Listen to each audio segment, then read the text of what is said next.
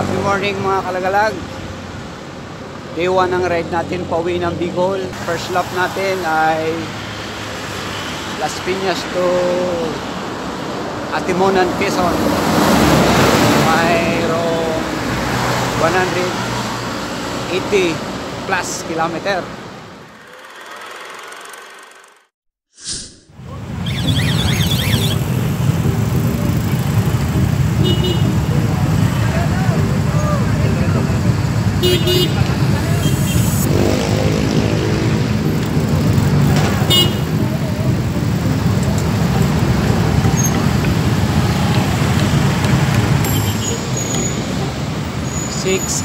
AM Calamba City.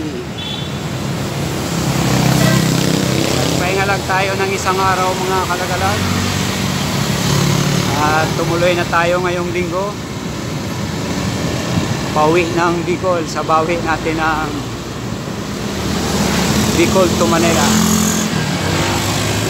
At ang way na to palabas na ng Turbina.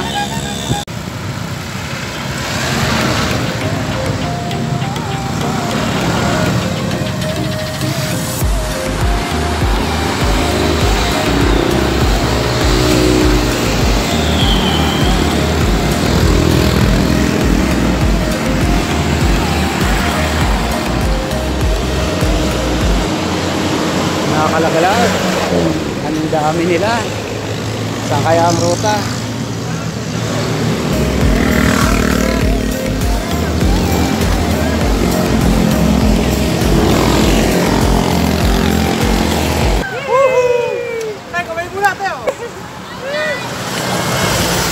Sa mga kalagalag, ang nakasabay ko, isa ring Bicolano, taga Pakakay. Papunta sila ng Santo Tomas, Pio, Padre Pio. Boss! Salamat ni Mama! Bigyan mo na ako!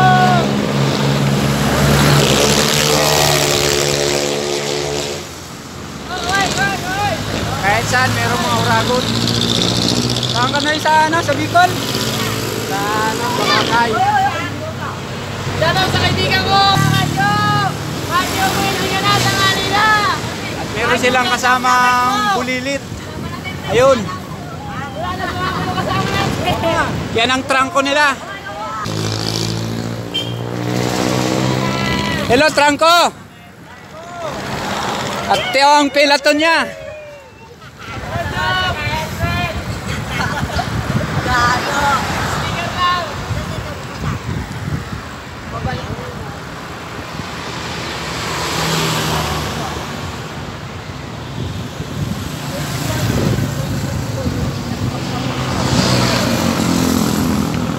Napakasaya sa daan pag may mga nakakasabay kang mga siklistang tulad nito. Ano pangalan niya, kuya? Wala na kasama namin. Ilang taon ka na, boy? Ha? Ilan? 11 years old, nagtatrangko.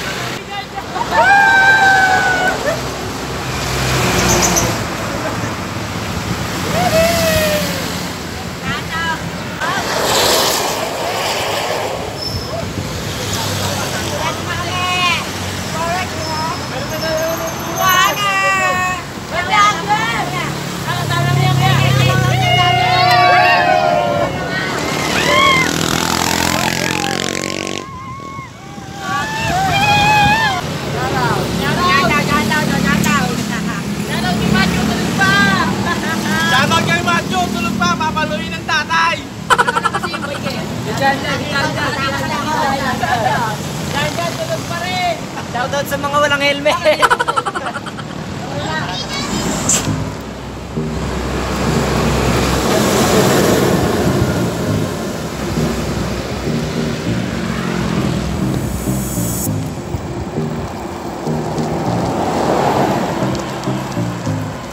Province of Quezon mga kalagalag. Natagos na natin ang Laguna. At ito naman ang babaybayin natin, ang Quezon Province hanggang Atimunan.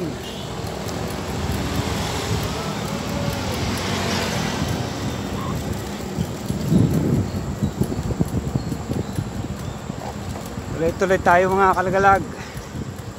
79 kilometer na tayo simula Las Piñas City hanggang dito sa may boundary ng Quezon Province.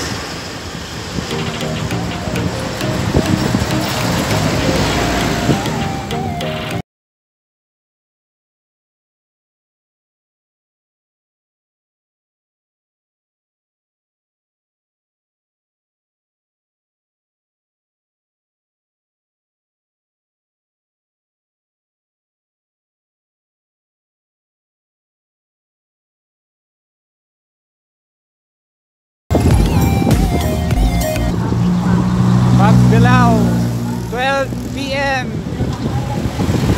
Dito na tayo mga kalagalag sa Pagdalaw.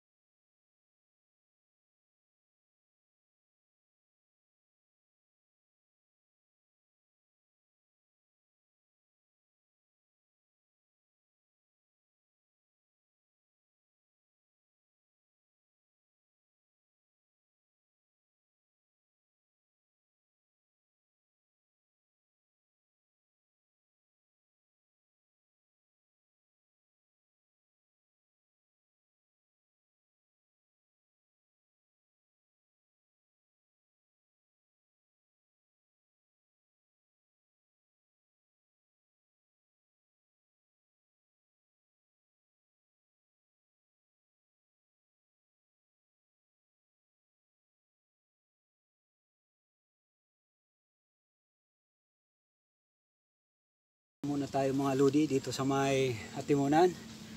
Medyo kasagsagan ng init.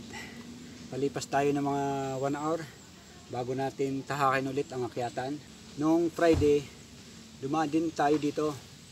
Mga 4:30 na tayo nakababa. First lap natin, Las Piñas to Atimunan. At sa susunod, Atimunan to Naga. At last day, Naga to Legazpi. Umabot na tayo ng 140 km mahigit. Medyo pahinga muna tayo dito, paisisi para pagdating na natin ng Atimunan, eksakto, medyo hindi na masyado mainit. At sana dumating tayo sa punto na hindi ulit tayo maplatan, masiraan. Di tulad ng dati nung pagpunta natin dito nung nakaraang araw, 2 bisis tayo naplatan dyan sa may Atimunan. Yung packet na tayo dito, kaya medyo na-delay tayo ng mga ilang minutes nun bago makarating ng Lucena. Shout out nga pala kay Marsan Asiliado na nagpahiram ng carrier para sa back-to-back long ride ko. I-idlip muna tayo mga kalagalag ng mga ilang minuto para makabawi tayo ng pagod. Nagandaan may dalang doyan para in case na gusto magpahinga, bilis lang ikabit.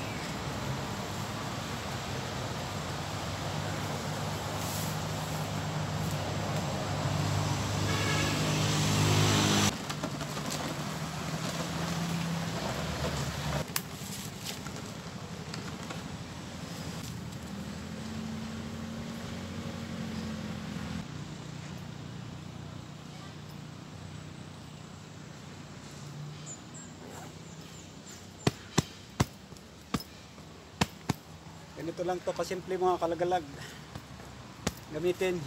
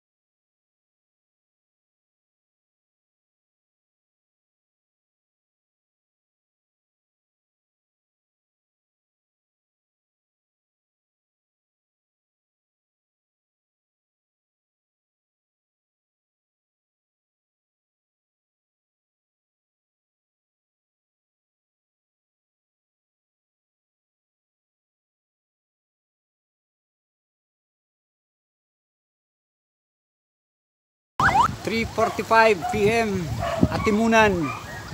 Narating din natin yung first lap ng day 1 ride natin. 181 kilometer. Dito na tayo magpapahinga sa may Timunan, sa may Barangay Talaba, kung saan nandun yung aking kumpare. Doon tayo makikituloy para makapagpahinga. At bukas, day 2, at Timunan to Sipokot or Naga. Kung makunta ko yung kaibigan ko sa Sipokot, doon tayo tutuloy kung gabihin tayo sa daan. Pero pag medyo maaga tayo nakarating ng Sipokot, diretso tayo ng Naga. Yun ang ride natin kinabukasan.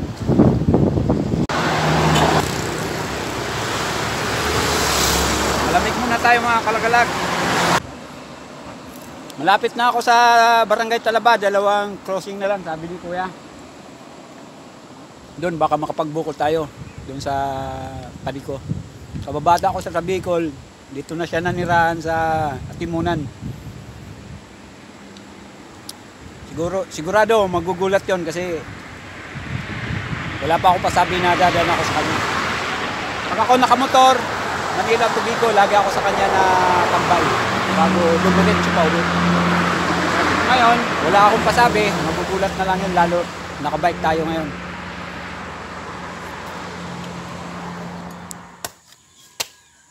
One, 2, 3, 4, 5. 5 duyan. Naluma yung duyan ko, pre.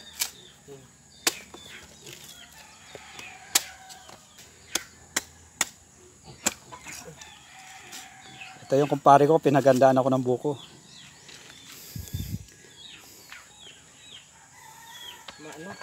Probinsya to. Anong araw? Kamis. Ito yung kumpare ko, kababata ko sa Bicol na Mauragon. Mauragon, si Pading Putoy. Putoy. Yan, puting-puti ng buhok mo, Pading. Parehas kami. Tumatanda na eh. Pero matitikas pa. Ayun, siyempre. Anong oras ka naman lahat? Ligaw ka na naman. Buko muna tayo mga kalagalag. Nang mawala yung uhaw at pagod natin.